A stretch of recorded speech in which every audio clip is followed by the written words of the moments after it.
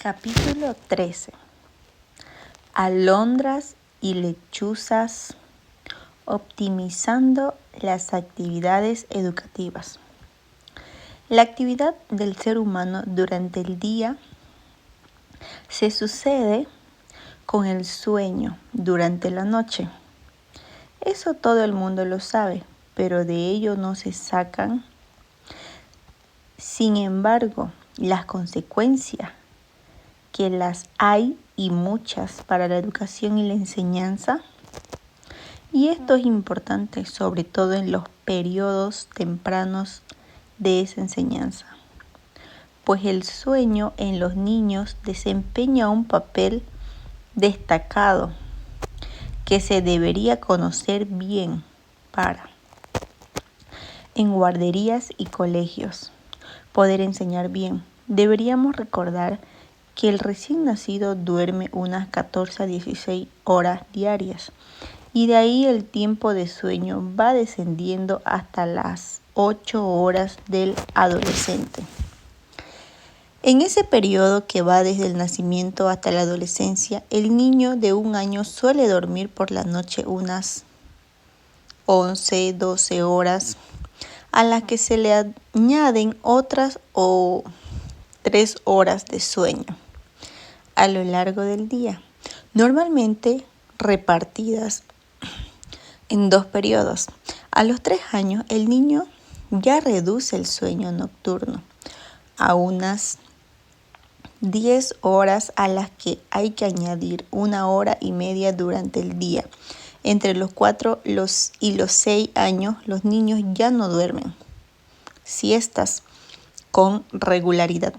Evidentemente, todos estos parámetros sufren grandes variaciones individuales que están influenciadas por la cultura y la geografía en que se vive.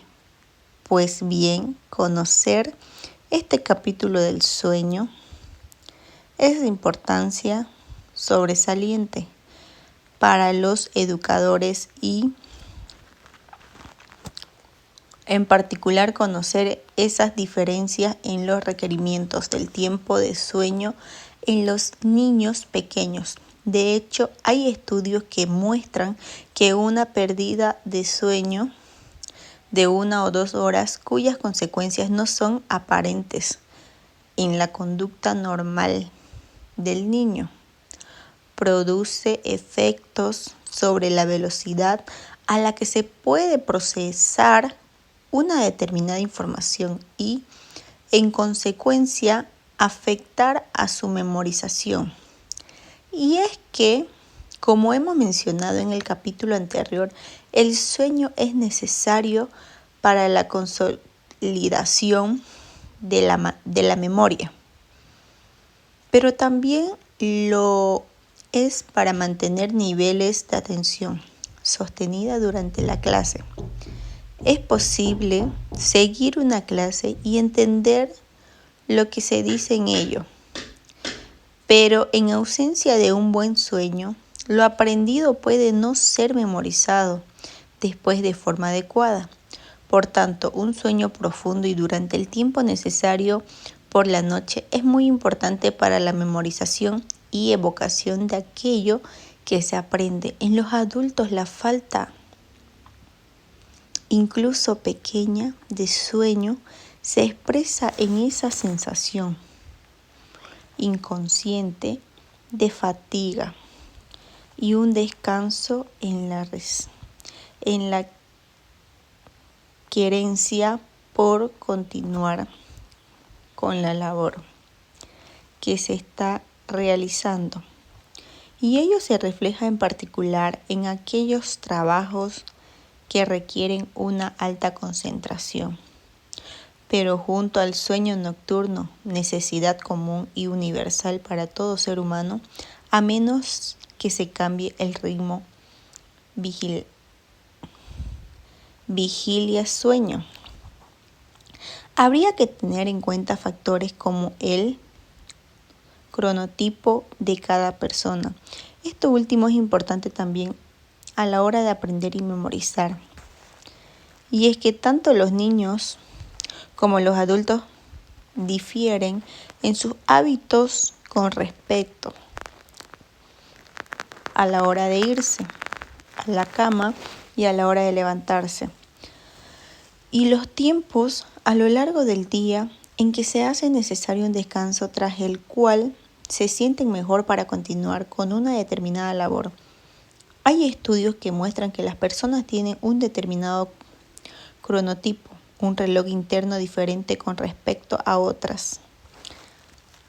Reloj que les marca y les dicta estos tiempos diferentes de acostarse y levantarse, y en consecuencia sentirse mejor trabajando bien hasta altas horas de la madrugada, o haciéndolo temprano o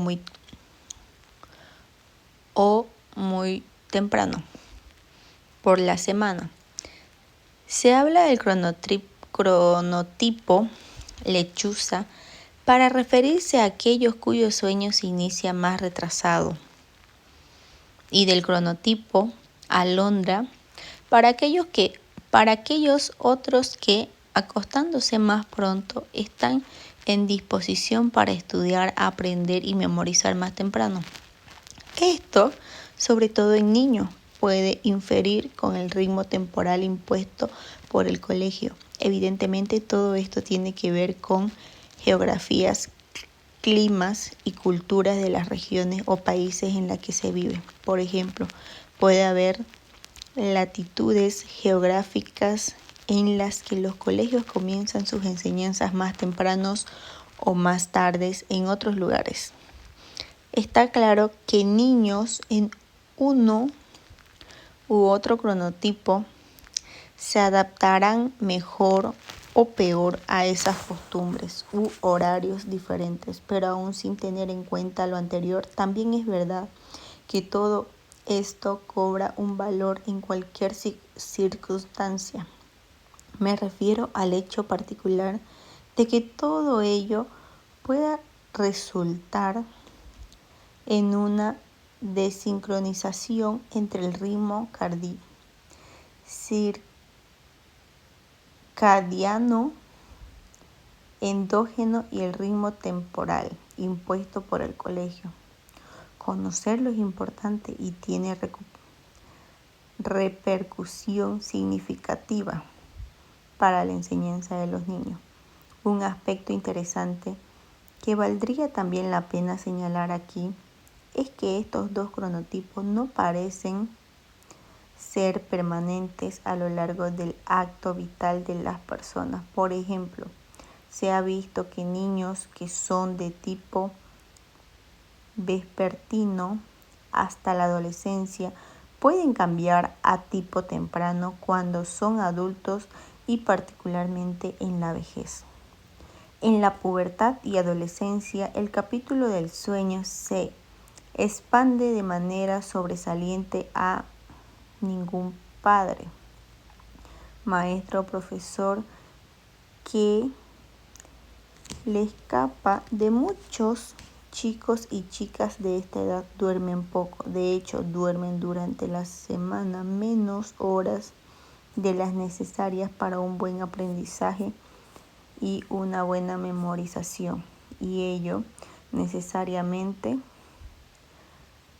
repercute en dichas capacidades, del mismo modo que ya habíamos apuntado en los niños, y también en la propia conducta, en sus funciones ejecutivas y en su relación emocional y empática con los demás. También es importante considerar la somnolencia que ocurre a nivel fisiológico tras el mediodía y primeras horas de la tarde, ese periodo que se conoce familiarmente como siesta, y es que al filo del mediodía y con independencia de la ingesta de alimentos y su abundancia, se produce un descanso de la temperatura corporal fisiológicamente regulado, que se acompaña de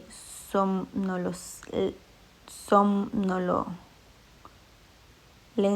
y es por tanto un periodo claro de bajo rendimiento mental. Este periodo de sueño debe ser breve en los adultos, entre 10 y 15 minutos, si se quiere después de recuperar con rapidez una actividad mental igual a los niveles de vigilancia anteriores a la siesta. De ser este espacio de tiempo más prolongado, estos niveles no se recuperan hasta pasados 1 o 2 horas en los niños. Este periodo depende mucho de la edad, como ya apuntábamos al principio de este capítulo. Curiosamente, y como ejemplo aparte y para conocimiento de aquellos que pasan la noche en blanco estudiando antes de los exámenes, hay asimismo unas horas que corren entre los 4 de la madrugada hasta las 7 de la mañana, durante las cuales la atención y la ejecución sostenida de una determinada tarea también desciende de un modo muy significativo. Hoy conocemos en parte los mecanismos cerebrales de estos dos procesos, siesta vespertina y disminución de la atención durante la madrugada, y sabemos que en ellos participan de modo principal el hipotálamo y la actividad de la sustancia reticular ascendente del tronco del encéfalo y sus radiaciones a la corteza cerebral. Por supuesto, por tanto, en la siesta, como para este último periodo de la madrugada, hay una considerable variedad entre las personas.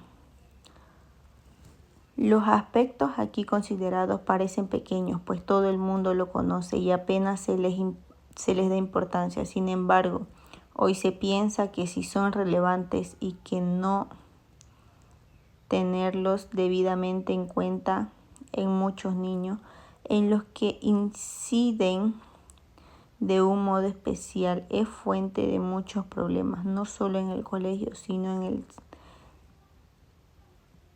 seno de la propia familia. Por eso algunas de estas consideraciones se vuelven a repetir a propósito del rendimiento mental en el capítulo 16.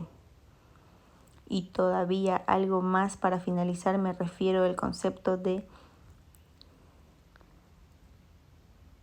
jet lag sociológico, como ha sido llamado por los especialistas, y que atribuye una cierta connotación negativa a los periodos vocacionales, sean del invierno, primavera o verano, basándose en estudios que muestran que tras ese tiempo de descanso o inactividad se altera el rendimiento de los niños y por extensión de los adolescentes y los universitarios, con clara repercusión negativa en el ritmo diario establecido de las clases.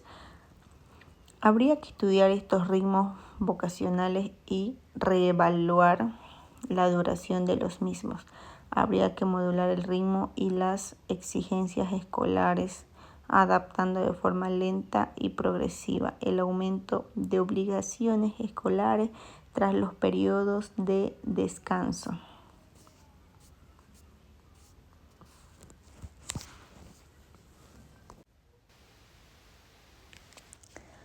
Capítulo 14. Neuromitos. Conocemos destruyendo lo falso. Recientemente se ha dicho y advertido a maestros y profesores que si alguien viene a venderles un programa informático con el que, basado en el cerebro, pueden enseñar mejor a sus alumnos, lo primero que tienen que hacer es echarse la mano al bolsillo, pues ese vendedor solo querrá ganar dinero. Hoy los programas que se venden, una parte de ellos contienen falsas concepciones de la enseñanza debido a un desconocimiento real de los datos de cómo funciona el cerebro. El problema básico reside en que muchos maestros deseosos de implementar sus enseñanzas con métodos y prácticas nuevas que mejoren sus útiles docentes. No poseen preparación con la que poder evaluar y criticar estos programas y los aceptan como bien fundamentados en neurociencia. La dificultad de todo esto no reside propiamente en los maestros, sino en esa dura realidad que es traspasarles los conocimientos neurocientíficos. Y es que existen conflictos en la relación neurocientífico-maestro y más allá con los profesores universitarios, que para que ese trasvase exista, debido sobre todo al lenguaje utilizado por los primeros para dirigirse a los segundos, y en los segundos los maestros para captar con certeza y seguridad estos conocimientos, criticar los programas que se les ofrecen y luego reutilizarlos con los alumnos. Y esto ha llevado a mucha confusión y grandes errores de interpretación de los hechos científicos y ha dado lugar a la creación de lo que se conoce como neuromitos. Mitos, hechos no reales, nacidos de la interpretación de datos científicos por persona con escasos conocimientos sobre la materia. Hace ahora unos 7 años, en 2005, con motivo de una conferencia para anunciar la apertura del Centro para la Educación basada en la neurociencia de la Universidad de Cambridge. Los maestros que asistieron a aquella reunión manifestaron recibir más de 70 correos electrónicos al año, animándoles a matricularse en cursos sobre cómo enseñar mejor en los colegios basados en conocimientos del cerebro, un fenómeno que ya ocurre en casi todos los países occidentales. Y es que, como ya hemos señalado, algunos de estos cursos promueven la interpretación errónea de los datos científicos y, en consecuencia, una aplicación falsificada de los posibles beneficios de estos conocimientos. Todo esto, por fortuna, está cambiando y han sido los propios neurocientíficos quienes han alertado a los maestros y los colegios sobre este problema. Y en alguna medida también se han ofrecido a resolverlo. Lo cierto es que los neuromitos, añadido a lo señalado, han dado lugar además a crear expectativas poco realistas en los maestros y profesores. Un ejemplo es la lectura incorrecta de un hecho neurobiológico como la proliferación de las conexiones neuronales en los primeros años de vida. Hoy sabemos, ya que se ha indicado en el capítulo 2, que en el cerebro de los niños se sucede una enorme y profusa proliferación sináptica, millones de sinapsis todos los días. Pues bien, basándose en este hecho, se ha especulado sobre la posibilidad de aprovechar estos tiempos de cambios profusos y profundos para inundar su cerebro de modo paralelo a ese crecimiento sináptico de conceptos, vocabularios, memorización de acontecimientos históricos, hechos aislados y percepciones complejas a través de medios audiovisuales para que sean mejor absorbidos e incorporados al cerebro durante esa proliferación sináptica.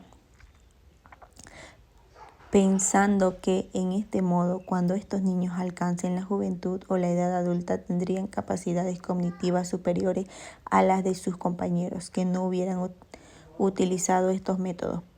Por desgracia, quienes promovieron estas ideas no tuvieron en cuenta la falta de evidencia científica acerca de la relación entre este fenómeno neurobiológico de proliferación sináptica y el proceso de aprendizaje. Es más, los mismos padres ante ofertas de este tipo siempre reaccionan con un componente fundamentalmente emocional. Pero ¿acaso no es verdad que los niños aprenden cosas fundamentales y aún definitivas y de modo fácil en los primeros años? ¿Cómo no voy a aprovechar esta posible ventaja para mi hijo, aun cuando ello no sea del todo cierto? Lo que los padres ignoran es que aprender bien en esos primeros años requiere de un instrumento básico que se resume en la espontaneidad, el placer, el juego entre lo motor sencillo y lo sensorial directo y asequible.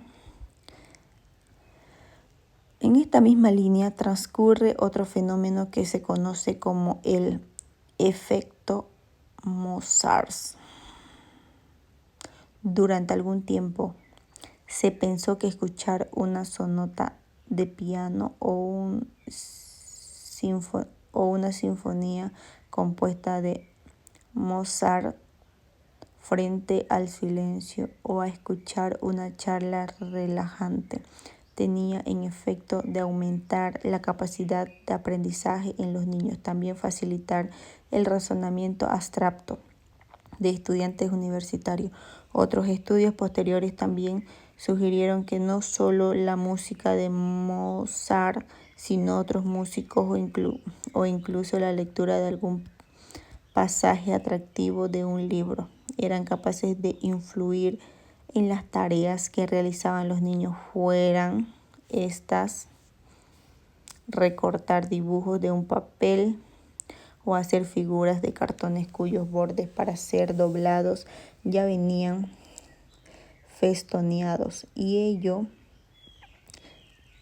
se extrapoló a pensar que tal vez si los niños en sus primeros años escuchan la música de Mozart en el ambiente relajado de sus casas, aquello podría tener efectos beneficiosos para su desarrollo mental y dar como resultado niños más capaces e inteligentes. En estudios rigurosos posteriores se mostró claramente que ese no es el caso. El efecto Mozart, pues, fue desechado. Lo que sí se ha podido comprobar de modo sólido son los beneficios cognitivos de escuchar y tocar un instrumento. Solo escuchar no produce ningún beneficio claramente evidente. Es escuchar y tocar al mismo tiempo. Por el contrario, sí.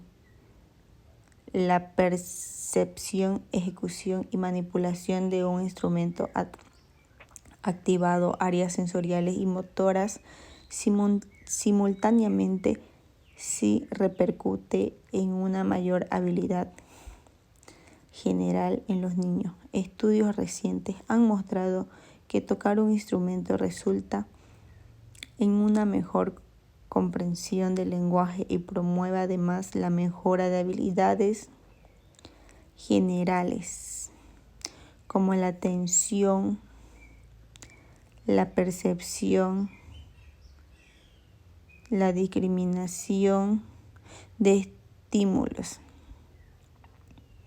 tonos musicales, la memoria de trabajo y el control motor de la propia conducta. Hoy conocemos bien en neurociencia el efecto de la actividad motora sobre la misma percepción sensorial.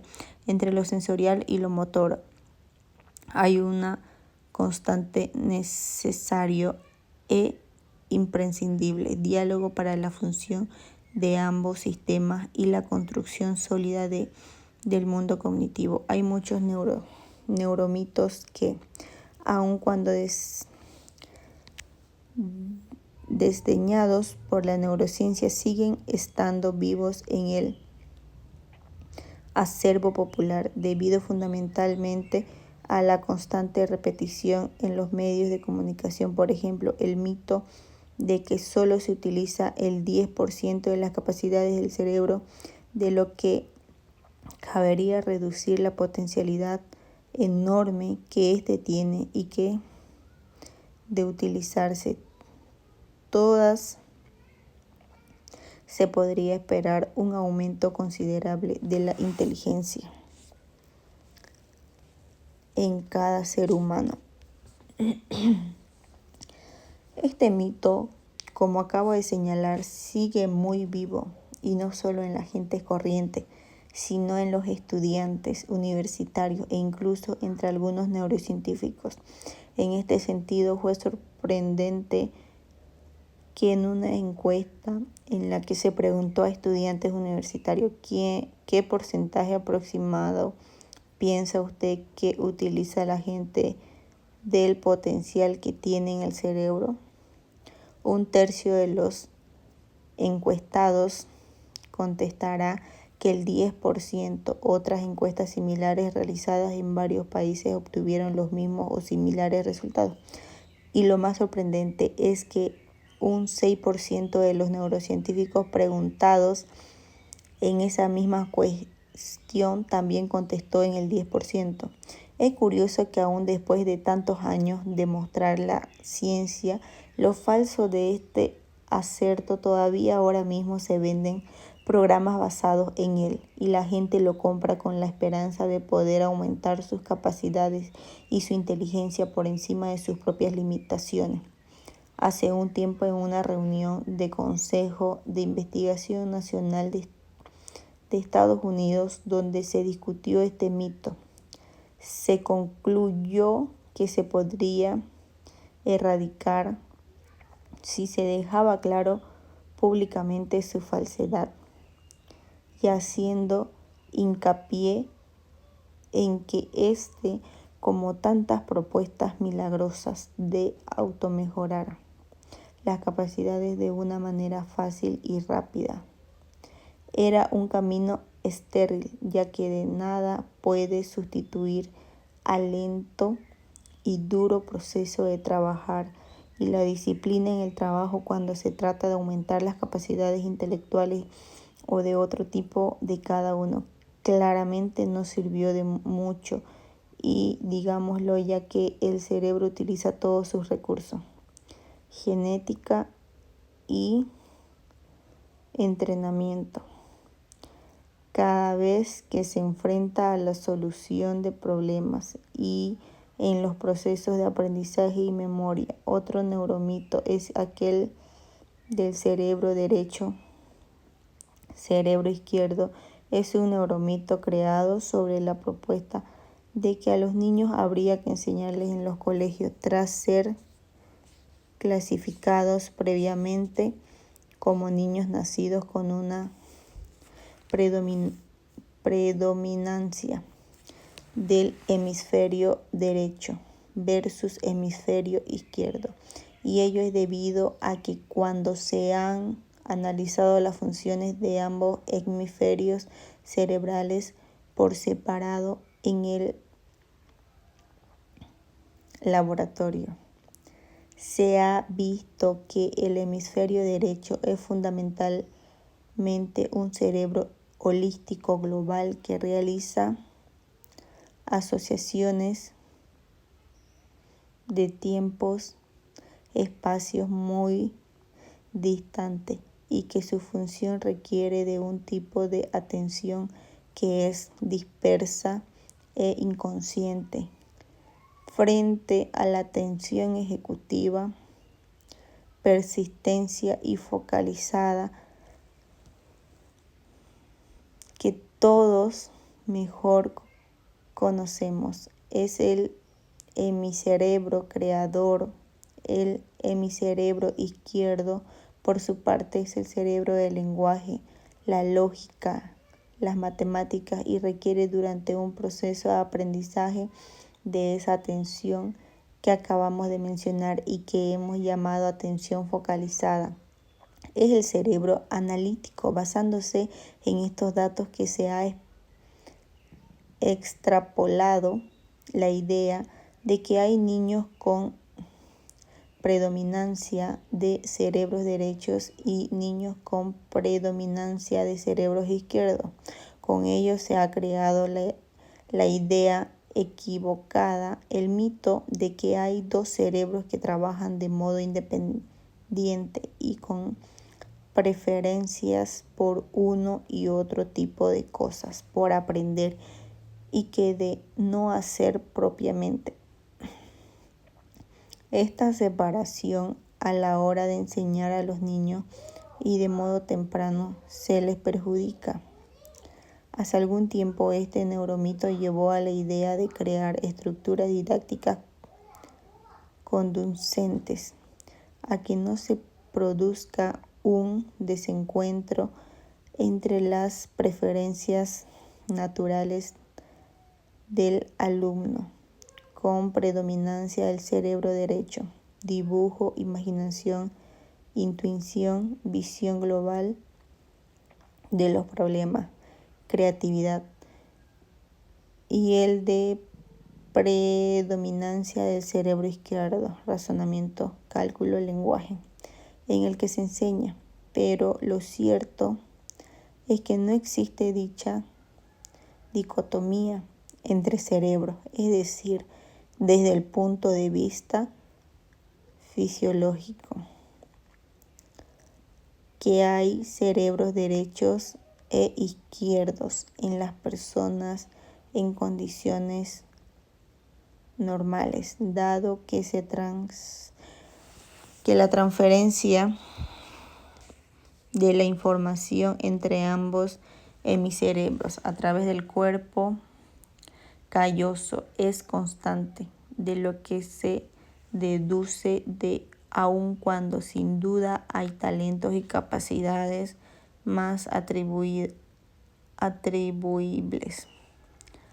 a las matemáticas o al dibujo, a las ciencias o a las letras. Eso no refiere a los hemicerebros como tales, sino a la serie de talentos producto de la función conjunta final de ambos hemisferios. De allí el gran error que hubiese supuesto separar a los niños potenciando unos a otros talentos en menoscabo del desarrollo de otras capacidades y aptitudes. La enseñanza en los primeros años debe ser global, de equilibrio de todas las potencialidades de un niño que se presentan en grados diferentes, como de hecho se hace en la actualidad. Este mito fue desechado hace ya tiempo. Otro neuromito también desechado es el que se llevó a pensar que existen talentos diferentes en los llamados niños visuales, niños auditivos o niños sinestésicos, es decir, niños que aprenden mejor a través de percepciones visuales, auditivas o del movimiento corporal o gestual. Esto condujo a crear programas que se ofertaron a muchos maestros basados en la convivencia de enseñar de forma selectiva a los niños bajo estímulos predominantes, visuales, auditivos y sinestésicos. Para ello era conveniente desde el principio etiquetarlos en el colegio en una placa de identificación como en los congresos con las letras B, A y C, para focalizar en ellos en la escuela. Este tipo de método selectivo, lo cierto es que no se encontraron evidencias que demostraran lo efectivo de estas enseñanzas, y en cualquier caso, hoy se piensa que una preparación de este tipo siempre iría en detrimento de las enseñanzas utilizando los otros sistemas, lo que produciría un trastorno en el equilibrio normal del desarrollo del niño. Evidentemente esto que en principio se vio con algo lógico fue un fracaso y también se abandonó en la práctica. Por último, destaco otro neuromito, el del computador y el cerebro. Con frecuencia, con el contexto de la enseñanza y de modo erróneo, se utiliza el símil de que el cerebro trabaja y opera como un ordenador, dando con esta sobresimplificación un concepto burdo y equivocado, científicamente hablando, del funcionamiento del cerebro. El cerebro humano es un producto actual, no final, del proceso evolutivo que ha llevado a muchos millones de años de azar y reajustes constantes, de prueba, error, en el duro banco experimental de la evolución biológica. El cerebro humano no es una máquina, es un órgano cuyo funcionamiento íntimo en relación a cómo se elaboran las altas funciones cognitivas. Por ejemplo, se ignora el ordenador. Por el contrario, si en una máquina sus componentes y funcionamiento se conocen perfectamente, dado que es el hombre quien lo ha construido, incluidos, por supuesto, los ordenadores que aprenden y cambian su estructura y operatividad con la interacción con su entorno. Lo cierto es que el cerebro opera de un modo diferente a como lo hace un ordenador, comparado a la relativa rigidez de un operador a la hora de resolver problemas del cerebro. Posee infinitas vías para resolverlos y sobre todo los cerebros operan sobre la base de significados emocionales y de conciencia que no alcanzaría ningún diseño computacional. Y así tantos otros, más de 50 neuromitos que se van creando y algunos almacenados en el acervo popular. Por ejemplo, aquel que predica que se debe hablar bien una lengua antes de aprender otras. Falso. Los niños que aprenden 2 lenguas de sus padres desde el nacimiento no las confunden entre sí. Es más, los niños que aprenden 2 lenguas al mismo tiempo adquieren ventajas cognitivas y potencian las estructuras lingüísticas de su cerebro para el aprendizaje y otros idiomas. Posteriormente ya hemos visto, a propósito del capítulo 11, o aquel otro que señala que el cerebro del hombre y la mujer difieren en la forma en la que aprenden. No hay datos, fecha fehacientes que lo demuestran. Y si eventualmente tal cosa fuera cierta, sería en tan pequeño grado que se vería difuminado por las propias diferencias individuales. Por último, ese otro mito tan extendido, aceptado y creído por tanta gente en el mundo como es el de la percepción extrasensorial, cuando ésta no existe y por extrapolación lleva a alimentar y mantener el pensamiento mágico primitivo frente al pensamiento crítico y analítico referido en el capítulo 20. Sin duda, en la creación de los neuromitos desempeña un papel sobresaliente de la sociedad y la cultura de que se trate. Valga en este contexto el mito de la percepción extrasensorial que acabamos de mencionar. Por ejemplo, investigaciones recientes muestran que las variaciones en las creencias y el pensamiento mágico difieren del modo sustancial según se trate de una población en la que se encuentra constantemente amenazada. La seguridad, guerras, hay desamparo, se teme por la salud y hay riesgo de perder la vida. Frente a aquellas otras sociedades en las que la población siente seguridad, tiene buena educación y altos niveles de desarrollo económico. En este último tipo de colectividad, el nivel de las creencias en lo sobrenatural y mágico es significativamente más bajo si se compara con las primeras.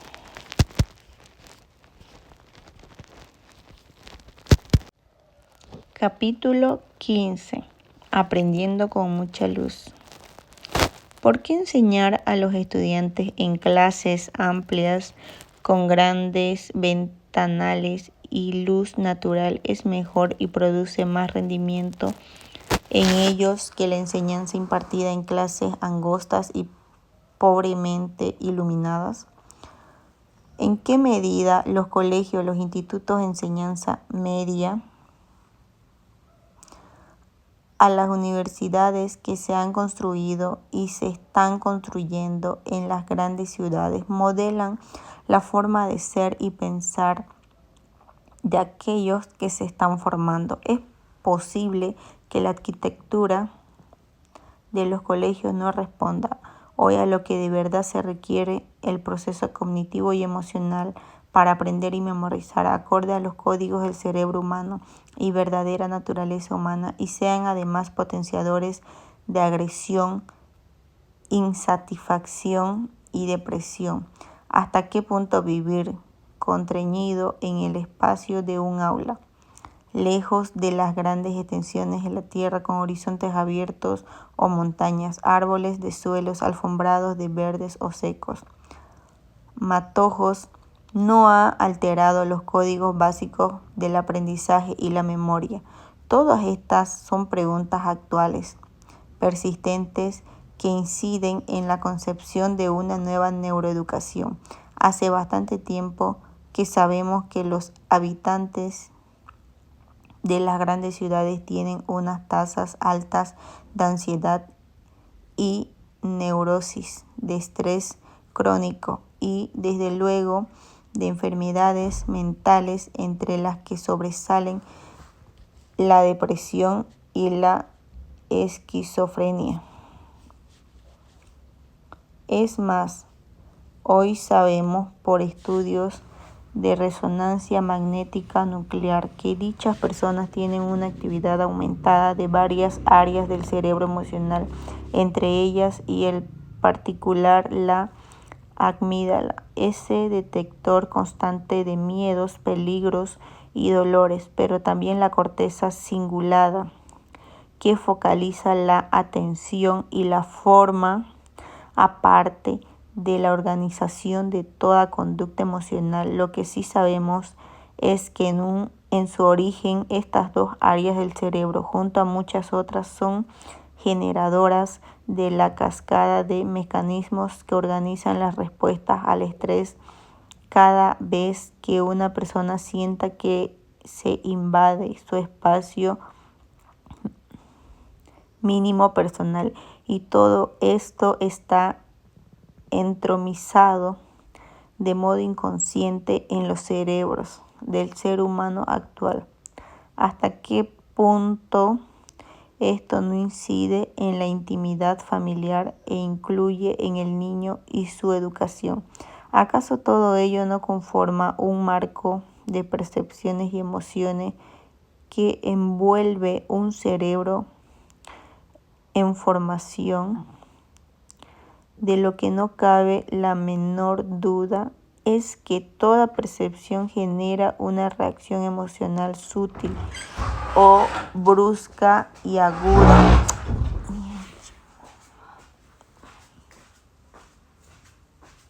de bueno o malo, de atractivo o rechazo, de acercamiento y huida,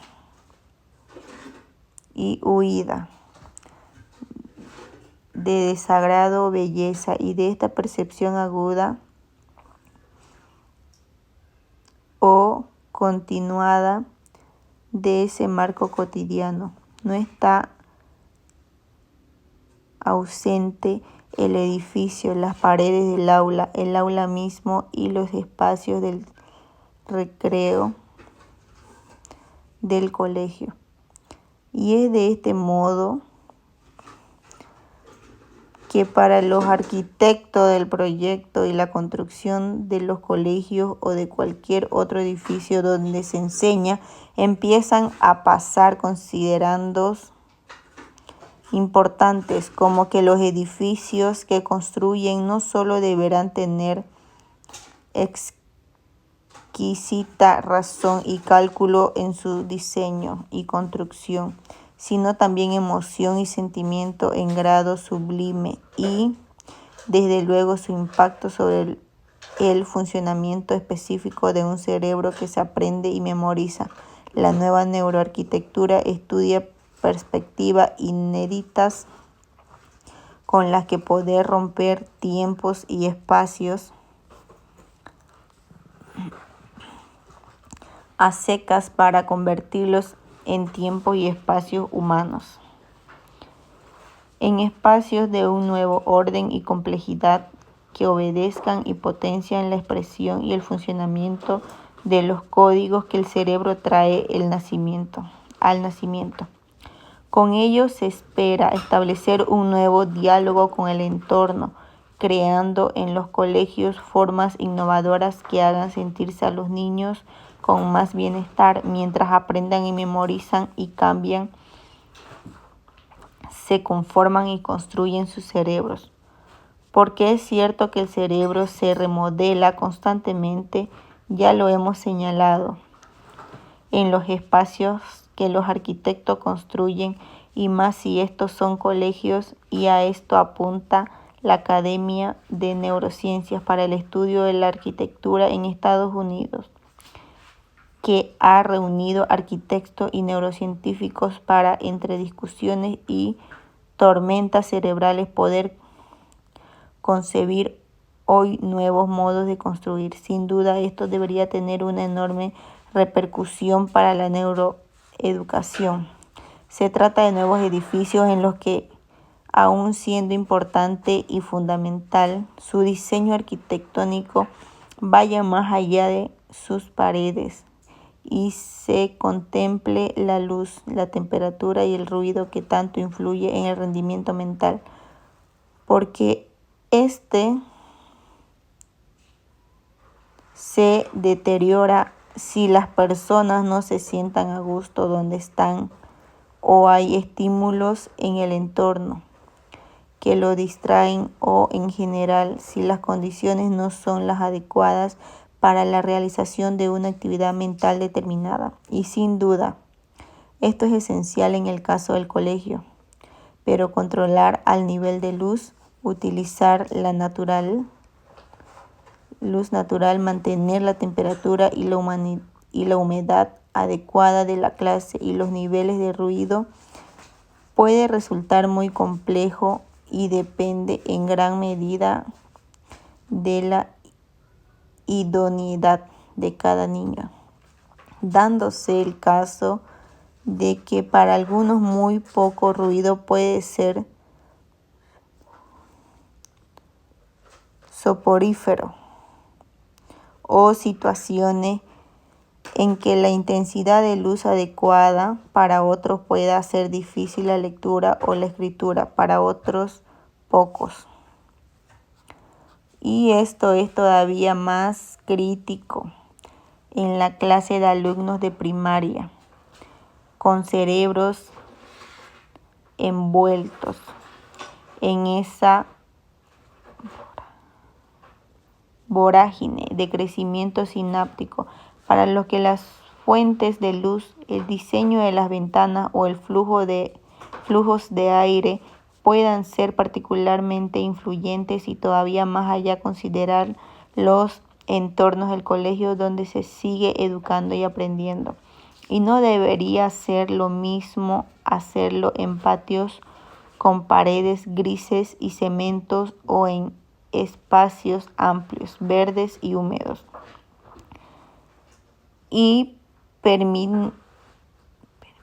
permítanme un añadido, que no deja de tener interés mirando a ese casi inmediato futuro que son los próximos 50 años. Me refiero a algunas reflexiones recientes acerca de la profusa construcción de rascacielos en el mundo y esa tendencia de las arquitecturas hacia arriba en las grandes ciudades que encaja con esa otra tendencia que predice que las poblaciones de ser humano vivirán en las grandes ciudades. Precisamente los estudios de las Naciones Unidas ya adelantan que los más de 9.000 millones de seres humanos que posiblemente habiten la Tierra en el año 2050,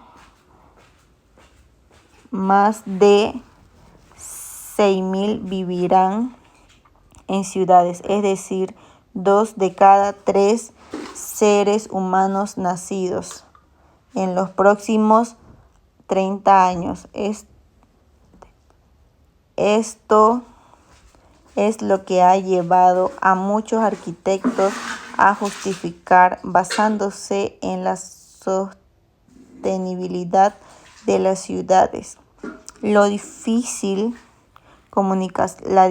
comunicación social, los transportes, así como la seguridad, salubridad, agua, alimentos y energías, que el futuro de estas grandes ciudades solo será posible si se construyen hacia arriba y no en horizontal, es decir, a vivir en futuros rascacielos. Pero es posible hacer esto sin antes conocer en profundidad la fisiología del cerebro humano y sus códigos neuronales de funcionamiento.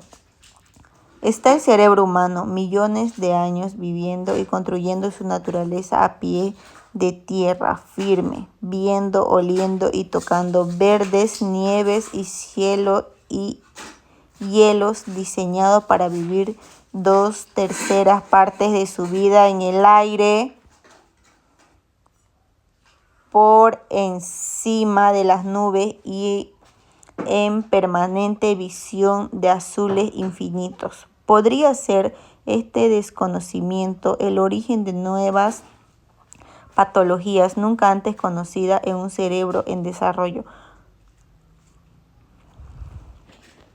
Podría, en relación específica con la enseñanza en los niños, violar los códigos heredados a lo largo de millones de años o a ir en detrimento pues de la enseñanza y ese mismo aprendizaje. Esto ha llevado recientemente a considerar si esta civilización occidental, la más adelantada en tantas cosas, no estará malinterpretando la relación del hombre con un nuevo macroambiente que afecta al crecimiento y al envejecimiento, los sentimientos y los pensamientos, el aprendizaje y hasta la memoria ancestral de los seres humanos. ¿Qué duda cabe que son estas preguntas y estas dudas las que han llevado a muchos arquitectos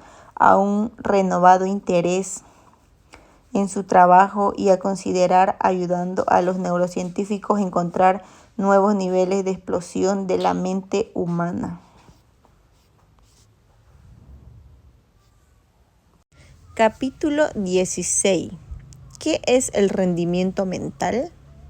Cualquier institución o centro de enseñanza viene marcado por una disciplina de trabajo a la que se espera se ajusten los estudiantes, es decir, se espera que los estudiantes rindan sean capaces de llevar ese ritmo de un modo eficiente.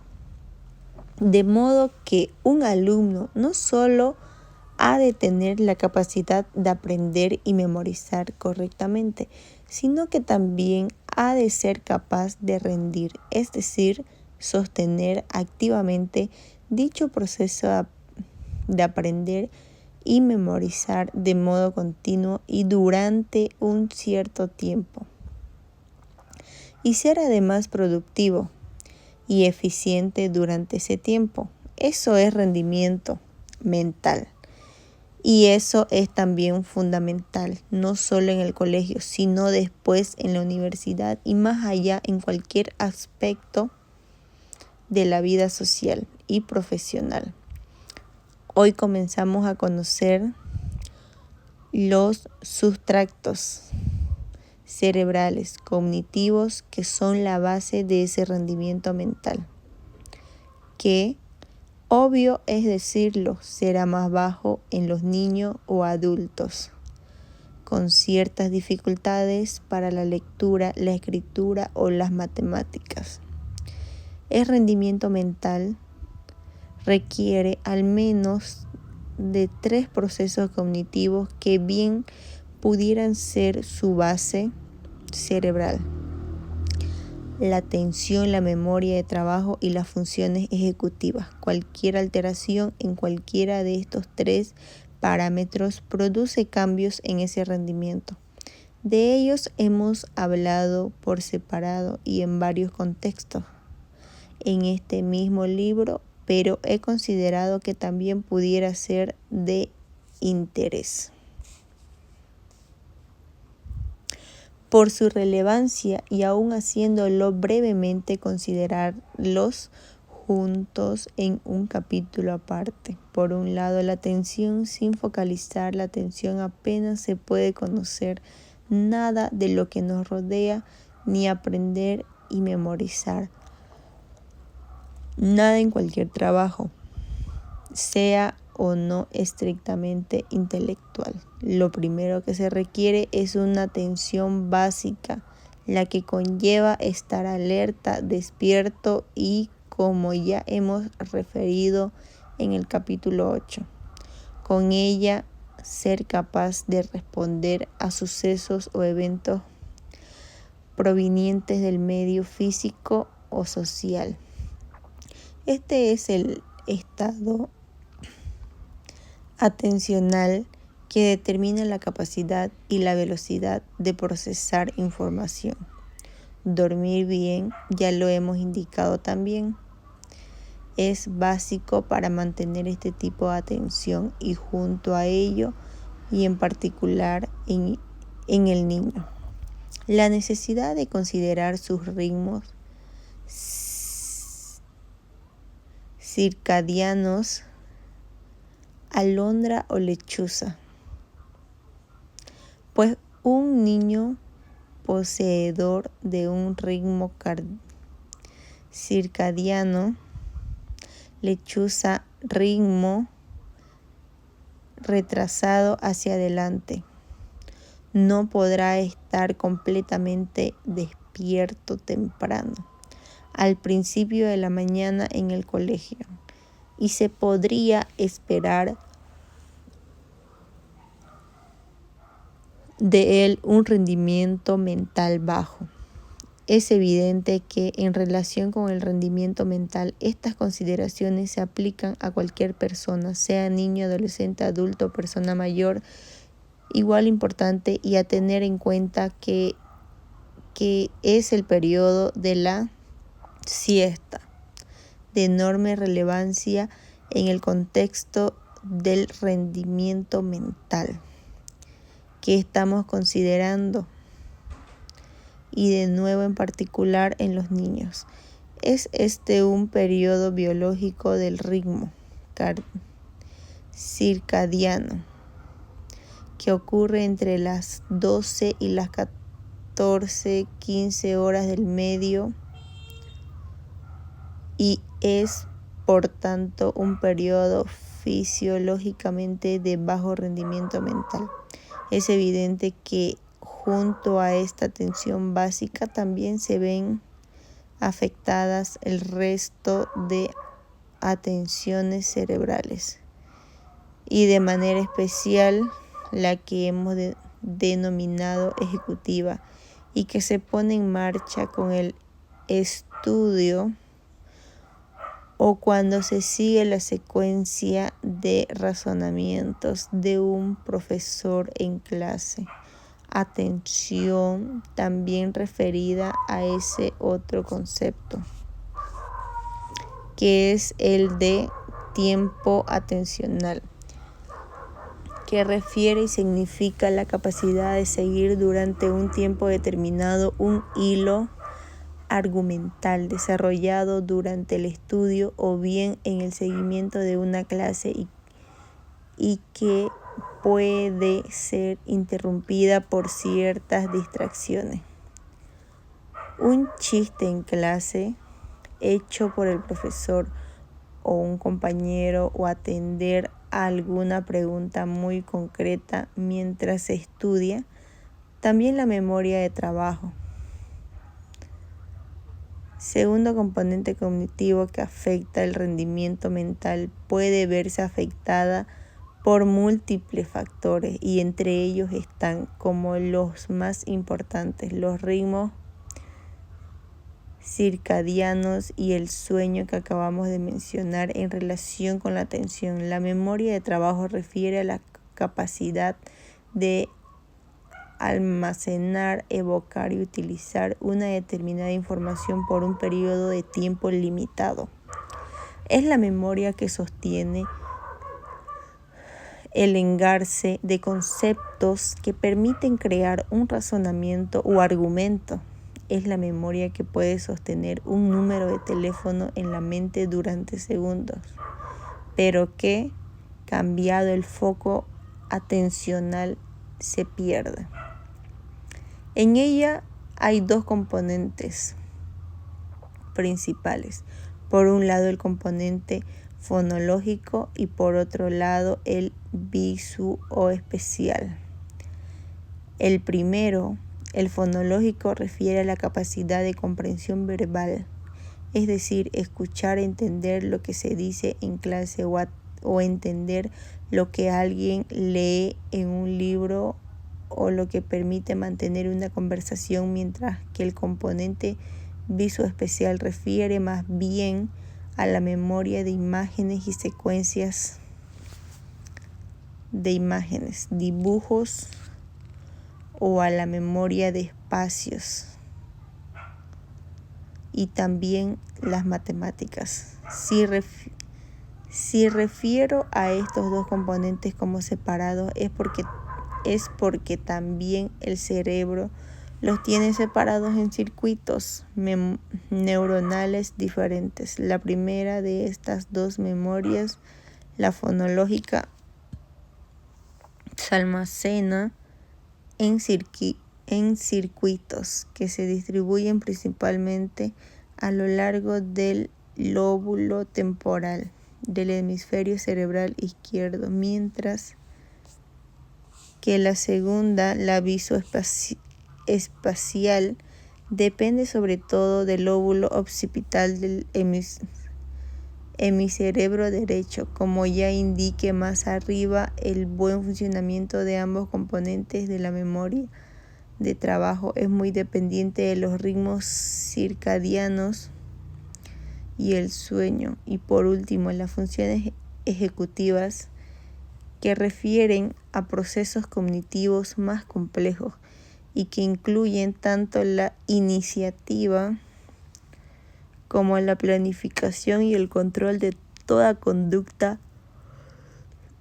y la toma de decisiones, y de manera sobresaliente la inhibición de muchas respuestas y el control o autocontrol en la relación con los demás. Como señalamos en el capítulo 11, las funciones sociales complejas tienen su sustrato cerebral principal en los circuitos neuronales de la corteza prefrontal y a su vez son también muy dependientes de las dos funciones que acabamos de repasar, la atención y la memoria de trabajo, de modo que como consecuencia también estas funciones ejecutivas se encuentran afectadas por la alteración de los ritmos circadianos y la deprivación de sueño. Pero el rendimiento mental no es ajeno a otros factores relacionados con el entorno o el medio ambiente. Estos factores refieren a la propia aula donde se enseña y aprende, sea el ruido, la temperatura, la iluminación y la propia conducta del profesor o de otros niños. Influye sin duda y de forma negativa el requerimiento por parte del profesor y una atención sostenida y sin descanso más allá del tiempo atencional normal y fisiológico. Influye la exigencia de largos periodos de estudio no controlados e influye algo en apariencia banal y no tenido en cuenta de modo rutinario, como el estado nutricional del niño y en particular los niveles glucosa. Como final, pienso que podría merecer la pena extraer algunas consideraciones importantes que puedan servir para mejorar, potenciar o al menos no afectar o disminuir el rendimiento mental aplicadas a los niños en el colegio. 1. Controlar el tiempo que se adjudica a una tarea determinada, sea esta atender una clase teórica o de revisión, la escritura de un trabajo, la realización de algún trabajo manual, una clase práctica o cualquier otra tarea ejecutiva. 2. Tener en cuenta las diferencias individuales en cuanto a los ritmos circadianos. 3. Escoger las mejores horas del día, en general coincidentes para todos los niños, para la realización de las tareas más complejas, media mañana o media tarde. 4. Optimizar las condiciones de luz, ruido, temperatura y todo lo que pueda producir distracción en el aula.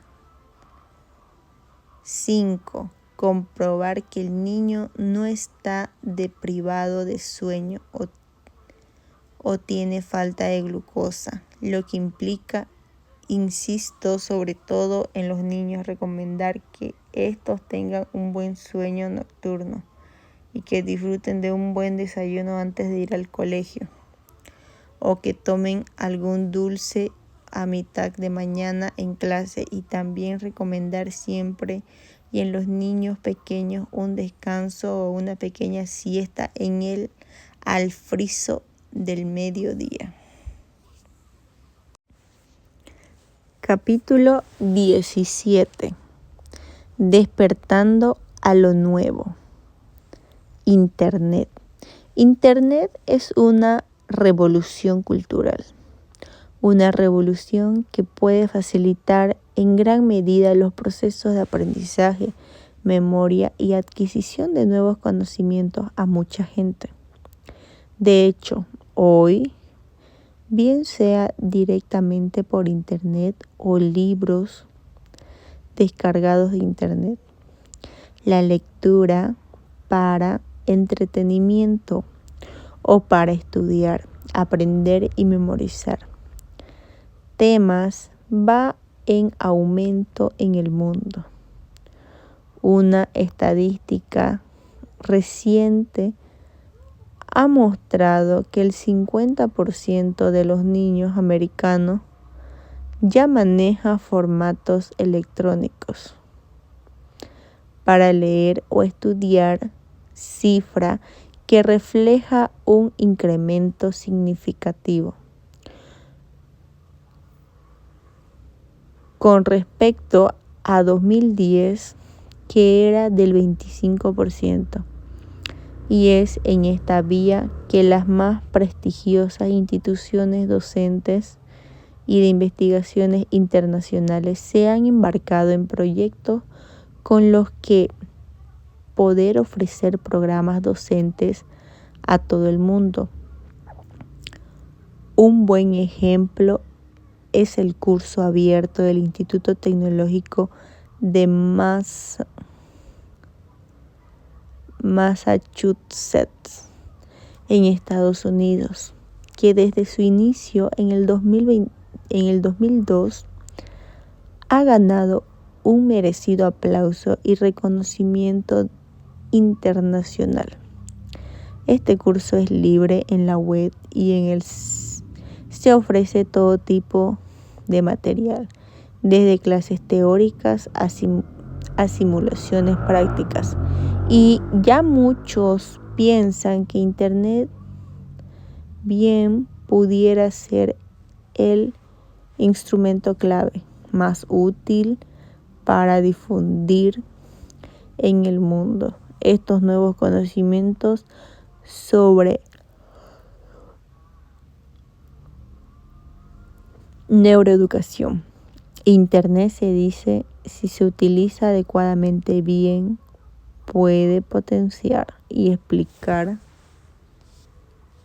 la enseñanza, no solo en los adultos, sino también en niños y adolescentes. Y añado esto último, adecuadamente para ser coherente con la idea expresada en otra parte de este mismo libro, capítulo 11, acerca del colegio y sus beneficios como institución, que en ningún caso deberían sustituirse por cursos o programas fuera de él, ni tampoco, valga el inciso, impartir enseñanzas particulares en situaciones del colegio. Sustitución del colegio, sean estas realizadas por los padres o profesores que vayan a los domicilios.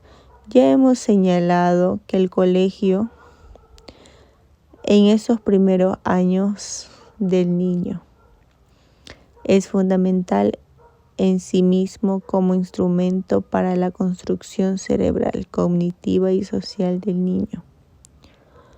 Con todo, Internet es una realidad de la que se puede obtener el máximo provecho como complemento para la enseñanza. Y esto vendrá potenciado en los próximos años, en los que se espera poder crear programas que incorporen aplicaciones como pudieran ser no solo el reconocimiento de voz personal, profesor-alumno, sino también estímulos auditivos, visuales y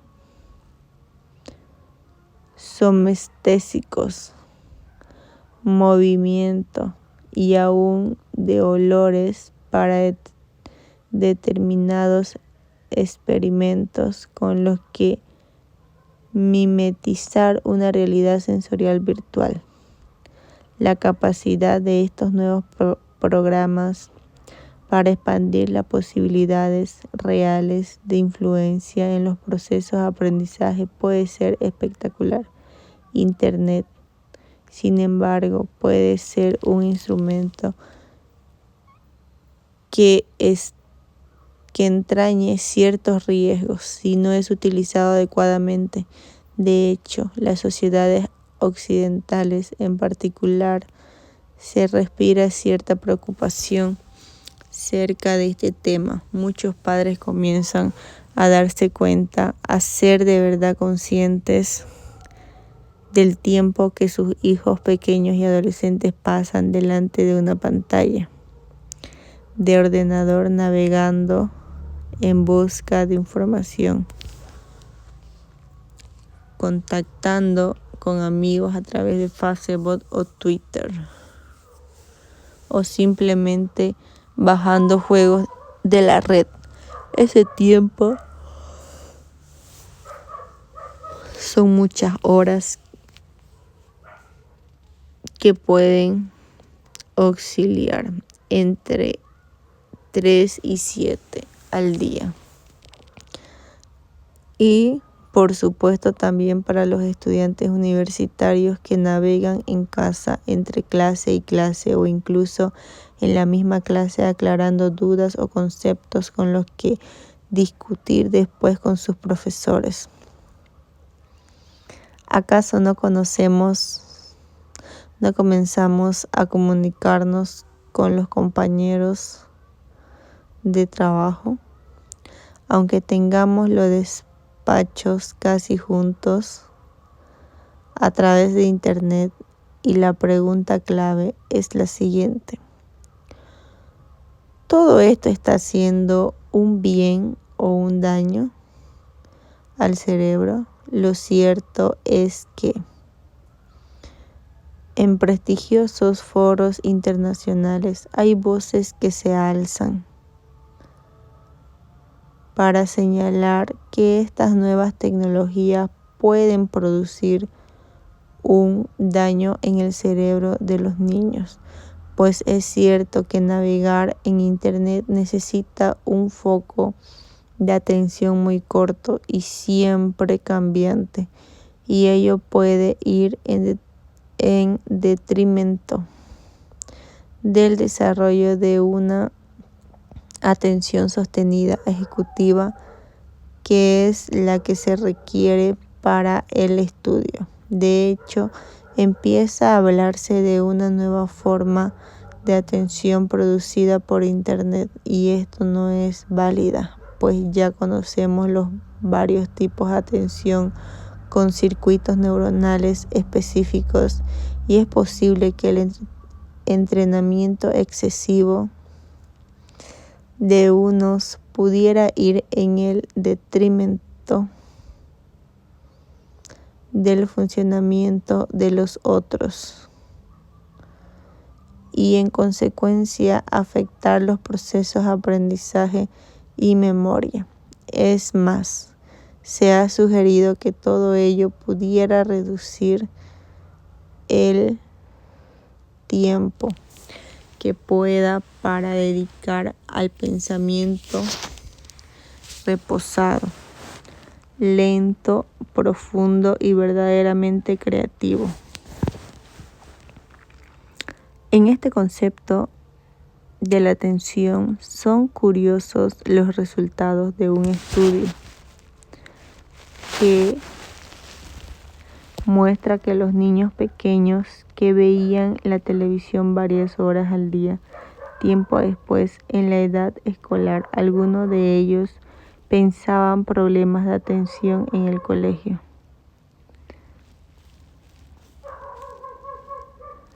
En el lado negativo, Internet se ha relacionado con el aumento en el número de niños que padecen trastornos de hiperactividad y falta de atención en el colegio, y también con un daño en las conductas fundamentales de relación emocional y personal, como la empatía, y finalmente, ya en el lado más patológico, ser la causa de ese síndrome de adicción al Internet, del que ya más de 25 millones de niños han sido diagnosticados en China, con el consiguiente desarrollo. Como toda adicción de conductas antisociales, frente a todo esto hay otras voces que claman en sentido contrario, bien señalando que Internet no produce ningún daño, que incluso pudiera ser beneficioso para el cerebro en su adaptación a los nuevos tiempos. Dicen algunos, el mundo cambia y todo aquel que no cambie con él se quedará simplemente atrás y ahí sí comenzarán las patologías. En cualquier caso, lo que sí es una realidad es la plasticidad del cerebro y su enorme flexibilidad y adaptación a estímulos nuevos, cambiando sus conexiones neuronales. Internet no es diferente. Internet hoy es un instrumento poderoso para el aprendizaje al que todo ser humano se ve sometido en la sociedad y las culturas en las que vive. Y eso es aprender y memorizar, es decir, en esencia cambiar el cableado y la estructura del cerebro. De todos modos, ¿por qué los cambios producidos por Internet podrían ser cambios para mal? Por los pocos estudios cerebrales con resonancia magnética realizados hasta ahora en personas de mediana edad y mayores que han tenido una buena experiencia navegando por Internet. Se ha visto que hacerlo activa regiones cerebrales que no se activan en personas no iniciadas iniciadas en estas tareas, en personas entrenadas, y mientras se navega se produce una alta actividad en regiones como la corteza prefrontal, toma de decisiones y planificación futura, actividad mental y razonamientos complejos, corteza cingulada, atención y convergencia de percepciones y emociones en la toma de decisiones, o el hipocampo, aprendizaje y memoria, y algunas otras tareas del cerebro límbico como el núcleo accumbens, emoción,